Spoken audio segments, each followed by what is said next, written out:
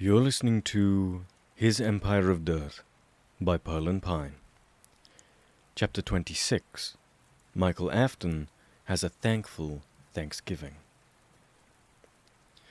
Both Henry and Mike have to chastise William several times during the 3-hour-long road trip. William almost hotboxes the car with smoke from both a cigarette and a joint, complains about just about every song that Henry puts on, and attempts to coax Henry into driving the teensiest bit faster so that he doesn't die of old age by the time they reach the Emily household. Mike sketches in the back seat, popping his gum. "Would you quit doing that?" William snaps several times, to which Mike shrugs, shakes his head, and chuckles to himself, yelping when William flicks him on the forehead. His attention only diverted from his task when Henry reaches across the console and takes William's hand in his. Mike's heart is warm and conflicted that the both of them feel comfortable enough to express affection in front of him. "You love each other so much," Mike thinks, "and he's gonna ruin your life." But even though he bore witness to it, Mike cannot imagine William, or perhaps just this version of William, ever hurting a hair on Henry's head, or even slaughtering Charlotte just to get Henry to himself. He thinks of this as William absent-mindedly rubs circles on Henry's knuckles with his thumb, as Henry smiles dizzily to himself, as the both of them cheat on their wonderful girlfriends and love each other so much. Mike hates his dad even more, if that were possible. William stretches his legs and arms after exiting the car, popping all of his joints at once like a human glow stick. He lowly whistles at the sight of Henry's house, and Henry reddens at the sound of cows mooing in the near distance, as if embarrassed by the prospect of the ranch he lives on. Mike realizes that he's never been to New Harmony. He's never been to Uncle Henry's house. Uncle Henry, similar to Dad, didn't really talk about his past. "I miss them all quite a lot, Mike," he had explained one holiday, "but I can't ever go back there." He had sighed. "Honestly, Mike, it's a tragedy, but most of my family's passed away a long, long time ago." They had passed through the town of New Harmony, a small place with a baseball field, a couple of coffee places, a tiny school, a church that was too big for its home place, and most of the folks there living in small houses off of the main street or on ranches. Henry's house is much of the same, gray clouds casting a foggy haze over the farm. Behind the house is a couple of acres of grazing cows, munching lazily on grass. Henry blushes scarlet as William stuffs his hands in his pockets and walks over to the fence, examining the cows. "I don't think I've ever seen one of these in real life," he remarks, as Henry locks the car and hurries over to him.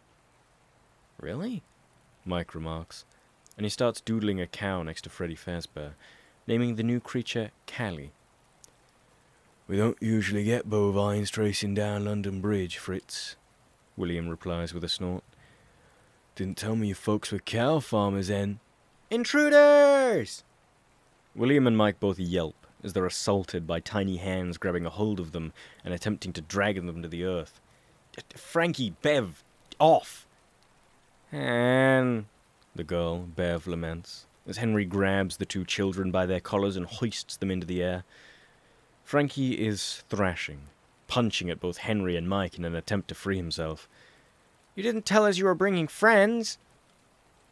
Henry sets the two children onto the ground, and William's eyes widen as Frankie dodges Henry's grasp and charges towards the Brit.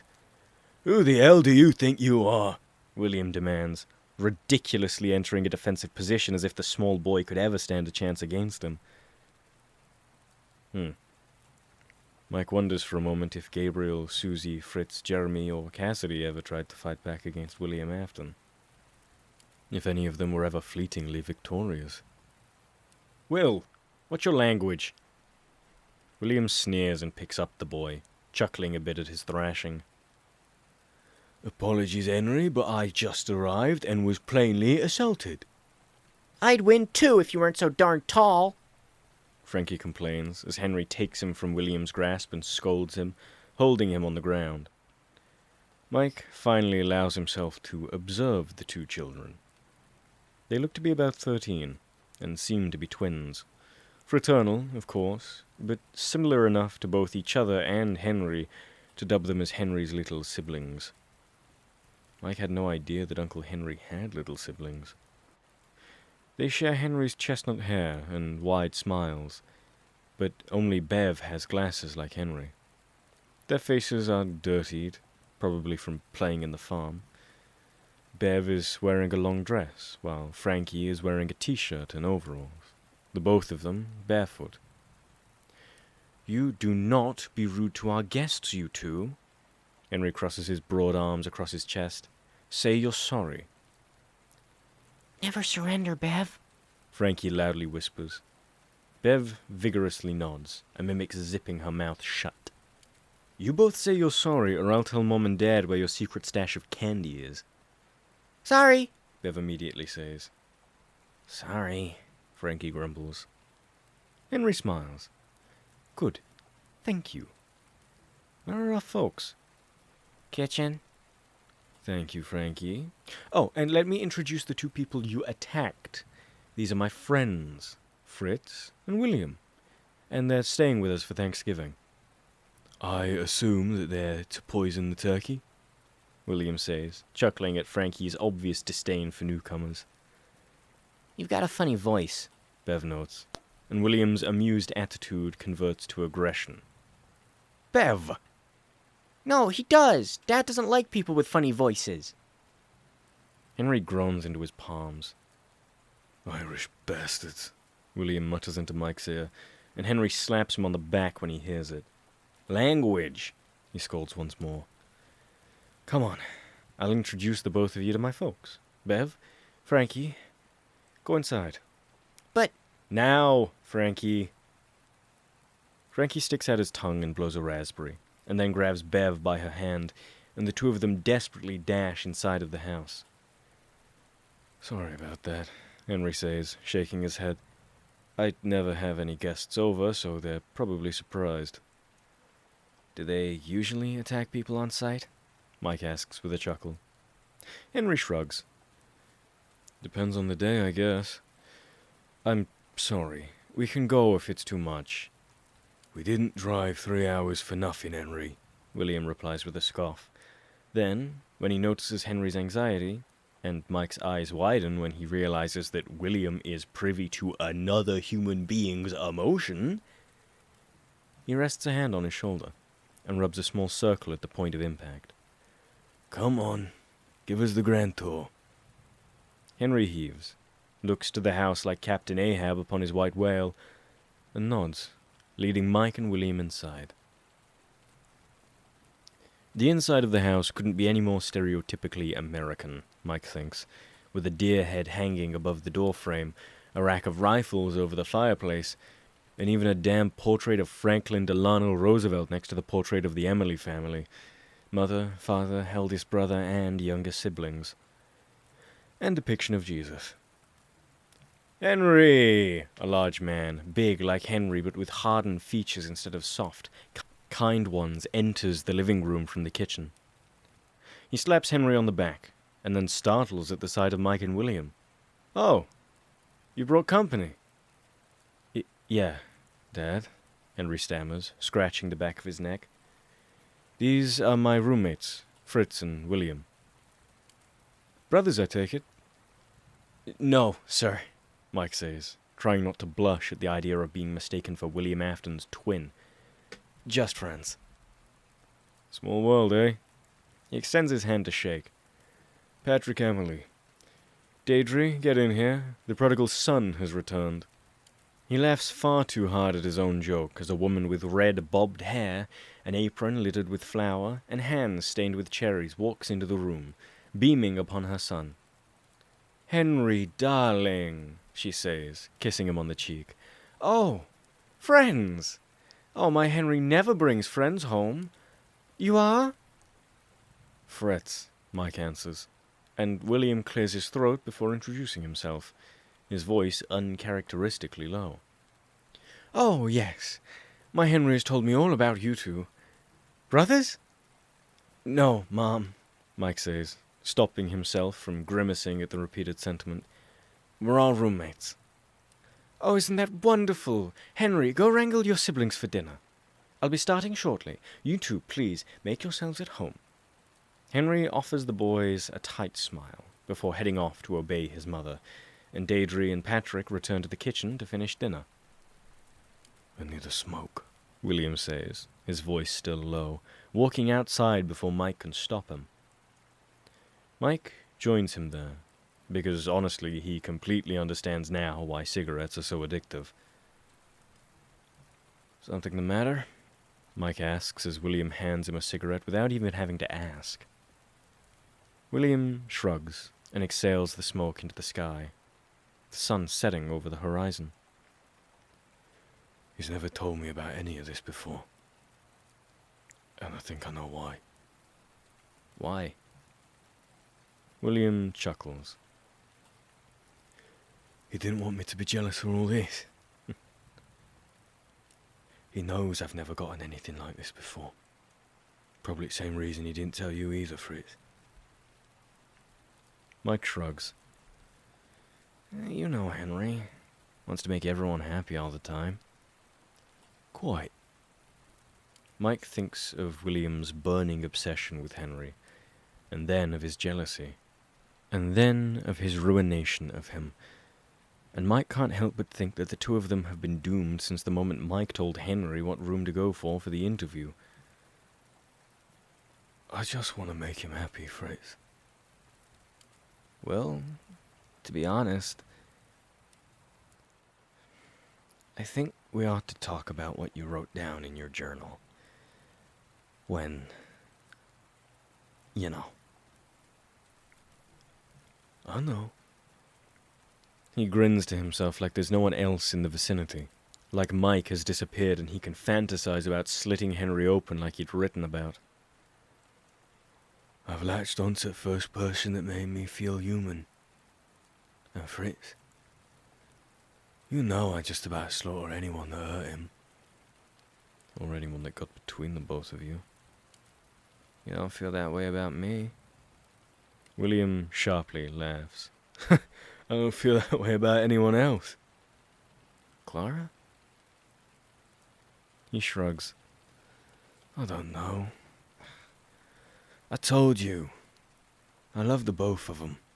But differently. Clara's someone that I should be in love with. You know? Have kids and a family and like. Clara's also... she's brave. Henry isn't. I can protect Henry. I already know the ways in which he is broken. Well, that's your fucking problem, Will. Mike chokes a bit on the smoke. You keep thinking about people like things instead of people. I don't... William sighs, snuffing out the cigarette. I don't mean to. It's difficult for me to comprehend humanity, Fritz, when I've only ever seen corpses. First thing I ever saw and last thing will all ever be. Not yet. Not yet. He closes his eyes. How do you do it? How do you go through what we've been through and choose to help people, Fritz? And don't give me any of that hero nonsense. Because... Mike searches for an answer, and the only logical one that he can barely bring himself to believe is... I suppose I'm just a decent person. Decent? Fritz, mate, do me a favour, would you? The biggest favour I'll ask anyone in my entire life. Mike thinks he would pale at the request, but instead, he turns to face Will, determined. and he nods. I want to be a decent father one day. And I need to have you all in my life until I die. He shudders at the sound of the final word, of the statement, a disease on his lips. And I do not think I can accomplish either of those things if I do not seek help for what I feel about life and humanity. Fritz, please, promise me that you won't give up on me. Promise me you won't give up on me. Mike absorbs the request, the plea, letting it settle into his skin, seep into his muscles, etch itself onto his bones, until the only thought he thinks he will ever be consumed by is promise me you won't give up on me. Mike stares at William's grey eyes, thinking they might be tinged with blue if he looks hard enough, and nods. He crosses an X over his heart and places a hand on Will's shoulder. I promise. Not in a million years, Will. William looks like that if he could cry, either of desperation or tears of joy, he would. He can't, though. Mike understands this, and William understands that Mike understands this, and Mike understands that, and so on and so forth for infinity. For the first time, though, Mike thinks, it's not William's fault that he thinks the way he does. He just needs someone to keep their promise, just as he needs to keep the most important promise of all, one that he cannot remember. Be decent. Frankie, stop playing with your food, Deirdre scolds as Henry's younger brother pretends that his fork is a fighter jet, shooting bullets at William's face. Now, Henry, would you like to lead us in grace? Yeah, Mom. Henry is stationed in between William and Mike, Deirdre and Patrick at the opposite ends of the table, Frankie and Bev sitting parallel to Henry and his guests. Henry takes Mike's and Will's hands, and William stiffens as he takes Deirdre's hand in his own, and then definitely suppresses his grandest smirk yet when Henry shimmies in his chair when he takes Will's hand. Thank you, Lord, for our meal, and for the wonderful weather we've been having. Thank you for watching over Grandma and Grandpa, even though we wish they could be here today. Thank you for... He clears his throat. Thank you for our guests, and for their health. Thank you for bringing us all together. Amen. Amen, the table echoes. Frankie the loudest, Mike mumbling it, William not saying it at all. So, boys, Deirdre says, passing the turkey around the table, what do the both of you do at school? William seems privy to the idea that announcing that Mike just works and doesn't go to school probably wouldn't impress the parents of the Henry Emily, and that Mike is a bit embarrassed by living with two geniuses and thinking himself stupid, so William leans forward and says, Well, I'm in the same major as Henry, engineering, you know. And Fritz here keeps the both of us sane and honest as his full-time job. Patrick laughs, obviously charmed, as William intended. And you're all the way from London, Will. Henry tells us all about you. Yeah, I am. Moved here this summer. Oh, I bet your folks just miss you something awfully. William doesn't even tense as he chuckles. You know, nice for 'em to have a place for themselves. A vacation for a lot of us, I think. Your voice is funny, Bev says, a louder echo from earlier. I think your voice is funny, William counters, and Bev narrows her eyes and flicks one of her peas at Will's face. Beverly Emily, Patrick says, wagging his finger at her. Be kind to our guests. But you say that British people owe Mr. Roosevelt for saving them from the mean men over there, Bev protests, and William looks at his plate, moving the food around. Beverly, Henry scolds, but William waves him off. No, she's right. We just sat there and took it, waiting to be saved. Only Mike can detect his deadpan delivery and utter bitterness. You know, bunch of cowards over at Pond. Did you serve, Mr. Emily? I was sent to the reserves, he says. Never saw any action. Ah, my old man, yeah, he was sent over. Well, thank goodness that he made it out of there, Deirdre says dotingly. Yeah, thank goodness. So, Mike says a bit too loudly to derail the conversation. Thank you very much for having us. The food's delicious. Oh, thank you, Fritz, Deirdre beams, like he's called her the most wonderful woman in the world. Henry, dear, how is... what's its name? Frederick? Fredbear, Henry softly corrects. He's going really well. William and I are actually collaborating on it. He's got another one he's making. It's brilliant. Oh, wonderful. William, your parents must be as proud of you as we are of Henry. So wonderful, the things you boys are doing. Mm-hmm. I'm serious, your parents. Dad, tell us about season. How the new calves coming? Mr. Emily proceeds to go on and on about feeding and different breeds of cows and the bastards from New York that are practically robbing them of money by raising the prices of everything. But Mike is only paying attention to William, a vein bulging at the side of his head, trying not to think of his parents. Well, I'm sorry about dinner, Henry says, the three of them in Henry's bedroom after dinner. Don't fret, William replies, tracing his scarring over his shirt sleeve. It's not your fault. I am sure my parents are not a topic that you'd like to bring up on phone calls with Mommy and Daddy. No, I'm serious. I should have told them beforehand not to bring anything like that up. And Bev and Frankie just have awful manners and... Henry, William interjects. Please. It's fine. It's not.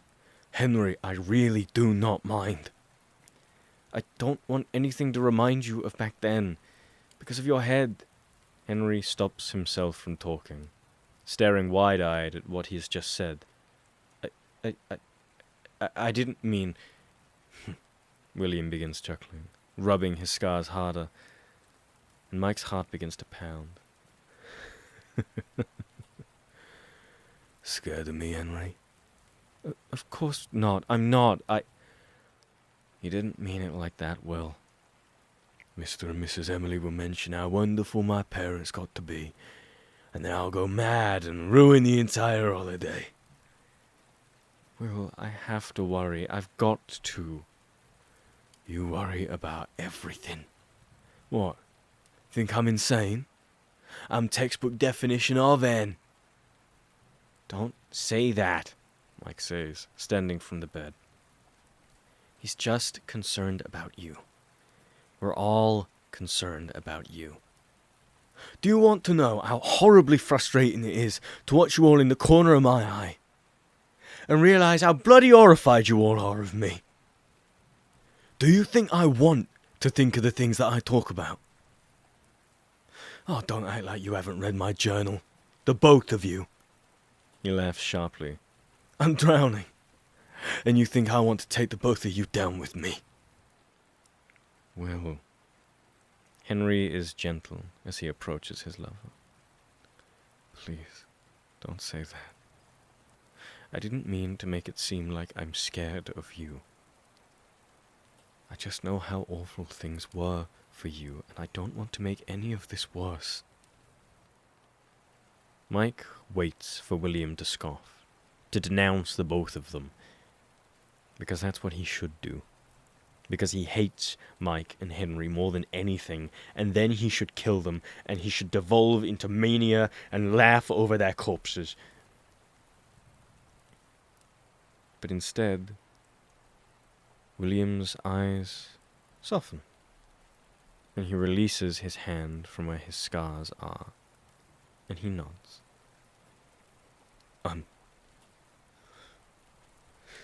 I apologize. I overreacted. You meant well. You always mean well. Thank you, love. Henry blushes, and he kisses William on the cheek, and Mike is just so overjoyed, because he knows that even a couple of months ago, William would have reacted entirely differently. He could have even been violent. He should have been a monster. But he's not, Mike thinks. He's just sick. And Mike will keep his promise, no matter what. So, boys, Mr. Emily says the next day, grabbing a rifle from the rack in the living room. Hopefully you're both better hunters than Henry here. Henry looks like he wants to hurl, and Mike entirely intends to. Dad, I don't know if... Oh, nonsense, Henry, it's tradition. He tosses Henry a rifle, and Henry yelps and almost drops it on the ground, clutching it to his chest like if he lets it go it'll explode and shoot bullets into every direction. Mr. Emily, Mike begins, but Mr. Emily is already out the door, beckoning them to the truck. William's smile flickers, and his eyes darken, and he follows Mr. Emily outside, Mike rushing behind him. Because no, this can't be it, not right after he's made his promise. Mr. Emily takes the three of them in the truck, each armed with a rifle and a hunting knife for protection, he adds, because sometimes you think they're done, and then they jump up and just about tear into you. Broke my ribs a few years back that way. Mike's hands are sweating around the barrel of the rifle, and William laughs at his expense. Thought all you Yanks were obsessed with guns, he remarks as Henry's dad pulls the truck off the road, and he treks ahead of them to observe the path and make sure a recent storm hasn't obstructed the way. Not a fan, Mike breathlessly says. Me neither, Henry says, and William laughs some more. Never told me you were an hunter, eh? I am entirely smitten with you, even more so than before. Henry's father returns and encourages them to follow along. William whistles, the knife strapped to his belt, his gun naturally in his hands.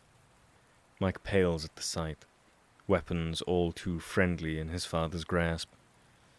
But Dad preferred knives because they were more intimate, because they drew more blood. So, you took little Henry hunting, Mr. Emily? Yes, sir, Henry's dad says, marching along, brushing away stray twigs along the path. Henry couldn't hear the side of a barn from 5 feet away, though. Then I won't take any pointers from him. Mr. Emily laughs at the remark, and since he's looking ahead, Will can successfully wink at Henry and force him to blush at the action. Mike can't even chuckle at his best friend's expense, though. The gun feels like 1,000,000 pounds in his hand, dragging him into the earth, into hell, right where his father should be. All right. A big group of us will spook anything away. A wager, huh? We'll see who can get some game quicker. Oh, Fritz's game is quite awful, I fear, William quips, and Mike punches him on the shoulder. Well, Mr. Emily laughs again. Henry, we'll take the right. William, Fritz, you both take the left. We'll meet here in an hour. An hour? Mike laments in his head, trying not to audibly groan. William nods, and Henry pleads at them with his eyes, but he trudges behind his father, the gun alien in his grasp. Mike similarly drags his feet across the dirt and leaves as he follows Will through the clearing. Have you ever hunted before? Mike asks, dreading the answer. No, Will earnestly answers, and Mike is relieved, just a little bit. I've held a gun, though. The old man had one, 'cause looting went up drastically during and after the war. Someone tried to rob us once. I held gun in me hands, and I just sat there, staring at the barrel. I'm not a fan of guns. They're cold, I think. He's probably censoring himself so Mike isn't horrified by his true meaning. You can't see the life go out of someone when you shoot them from far away. You can only do that with your bare hands, or with a knife. My dad had a gun too. Didn't like it, but kept it just in case we got robbed. You had a life worth robbing? Mike nods. I grew up really, really rich. Well, you've got that on me at least, William snorts. Anyway, look, this clearing should have some good sight lines. William squats down and points down below. They're on a hill, the grass and shrubbery tall enough to conceal them from their prey. Or from predators, Mike thinks. Several minutes go by, endlessly boring, until a deer and her fawn traipse into view, munching on berries in the clearing beneath them. We're winning this goddamn bet, Fritz, William mutters, lying on his chest, the gun between his hands. Mike's breath catches in his throat. He doesn't even try to mimic the action. He just watches his friend, his father, hold a gun, ready to end a life. William closes one eye and cocks the gun, squinting down the sights of the barrel. Fritz, He whispers, and the fawn lifts her head. do me a favor. Close your eyes.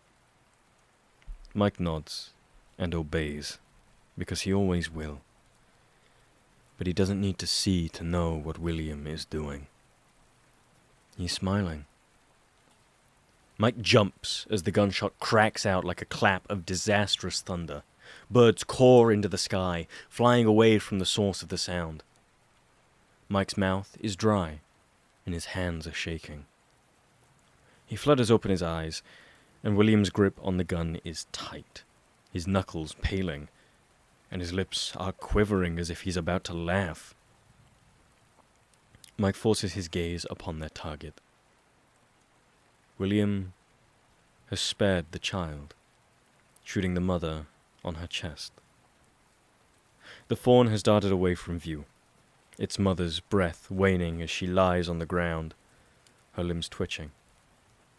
Still alive, William notes, humming a sound that Mike cannot decipher is amazed or disappointed.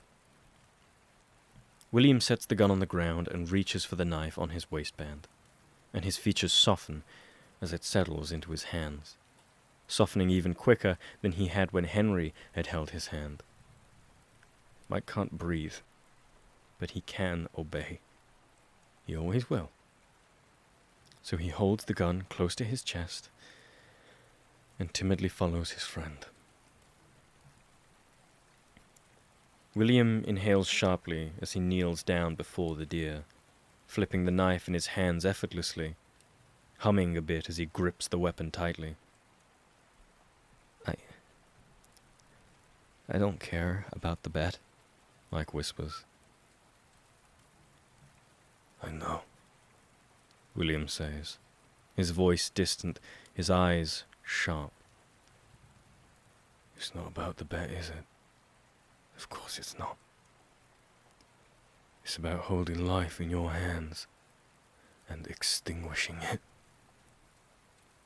William, Mike says, as he squats down low before the deer and beside William.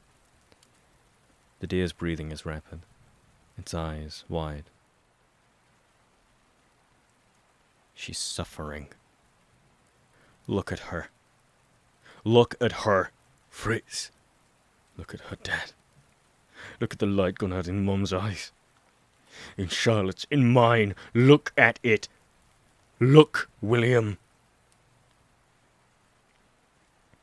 Mike watches as William lowers the knife, and he settles his hand on the deer's chest. Her legs twitch, not quite bucking because she doesn't have the strength to. Look how she clings to life, William observes. Is this what dying is like? Clinging to life so desperately. And then his eyes widen. This is how I live my life. Just clinging. Just begging for reason. I don't know if there's a reason, Will, Mike admits, watching Will's hand rise along the deer's shallow breathing. After I tried to kill myself, I looked for a reason for a long, long time. I didn't know if I had any, but I kept searching. I found my purpose in vengeance. But that's no way to live. How do you want to live? Well, you don't have to cling. You're right here. I'm right here. I am alive. William exhales. She's suffering. He takes the knife and pricks it to her chest. Fritz, look at the blood. Don't. Mike sets his gun down and wraps his hands around Will's, tightening the grasp.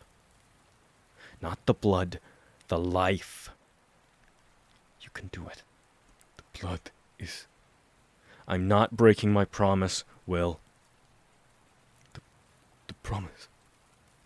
William stalls his breath as he inches the blade into the deer's heart, and she shudders out a final breath, and her head rolls to the ground, and blood trickles onto William's hand, and then onto Mike's. And Mike is trying to breathe. He really is. But his heart is thudding in his chest, and it feels like his lungs are shrinking, and he... Fritz, I made a promise. So many years ago, I made a promise. His eyes light up, and he laughs childishly, and he drags his hand across his face, feeling for tears, but there are none, of course. So only blood drips onto his face, and Mike has seen his father like this before, dotted with blood, covered in it, laughing. But his laughs have been horrifying, maniacal. Not now. Not now. Now. Will sounds like a kid. Fritz. Fritz, I remember. I can't remember his name. I don't know if I ever will, but he told me to be decent. He's smiling so wide that one would have thought he had discovered a remnant for the first time. Or perhaps he is a father smiling upon his new son. Or he is an infant, learning he has been born into the grandest family of them all. The Aftons. Fritz, I remember. I have to be decent. He turns to the deer, blood dripping onto her corpse, and his smile fades. And he says, I killed her. Fritz, I killed her. And I feel... Christ, I don't feel normal. What do you feel like, Will? He feels for a heartbeat on the corpse that will never happen again. When I saw that rabbit in the road, when I was young, I wanted to kill it so that I could feel like God. And here I am. I've killed her, and I feel everything. Everywhere. All at once. And it's wonderful. And horrifying, and... He inhales sharply once more, and Mike is sure he's craving a cigarette. Do not give up on me, Fritz. Please, do not give up on me. I made you a promise, didn't I? We both ought to keep our promises. I've got to be decent. And I'd like to go home now, Fritz. I don't understand my head. I truly do not. I should be mortified, but right now, I'm simply fascinated. But I don't want to be. I want to be good. For them. I want to be decent. I must be. He swipes the blood off of the knife and tugs it into his waistband, rising from a kneel to a squat. Come on. Let us bring this to Mr. M. Fritz. Friend. Be very, very quiet. Yeah? What's... Quiet. Fritz. There's a loud huff behind Mike. And when Mike slowly turns his head, his stomach tumbles. Because there is a massive brown bear behind him, snarling and eyeing them for dinner. We gotta make ourselves big. Mike stammers, struggling to stand. And we... Well! William raises the knife as the bear begins to charge, and Mike fumbles with the gun. And the beast is only a few feet away, and its breath is warm. And Mike thinks it's Evan, coming back to chomp onto his head. A bear delivering gory justice. And then another bullet cracks into the air. And the bear cries out as one of its eyes explodes with blood, and it collapses onto its chest. With the bear downed, Mike can see behind it. And Henry's there, brandishing a rifle, smoke pouring from the end of the barrel. He stares, wide-eyed at his prey. And then the gun slips out of his hands. And his hands tremble. He begins. And then he starts sobbing, falling onto his knees. Are you both okay? William rushes past the bear, past the corpses that he likely adores, and skids to a halt before Henry, taking him in his hands, coaxing him into peace, letting Henry rest his head on his chest. And Mike knows he isn't imagining it when Henry coughs out, I love you. Well. And Mike waits for the fire of obsession to roar in William's eyes. But instead, there are only gentle embers of warmth.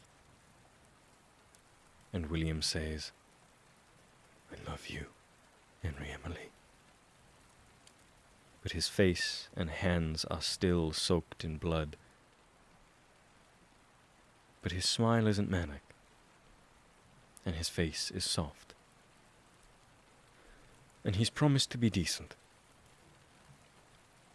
He truly has.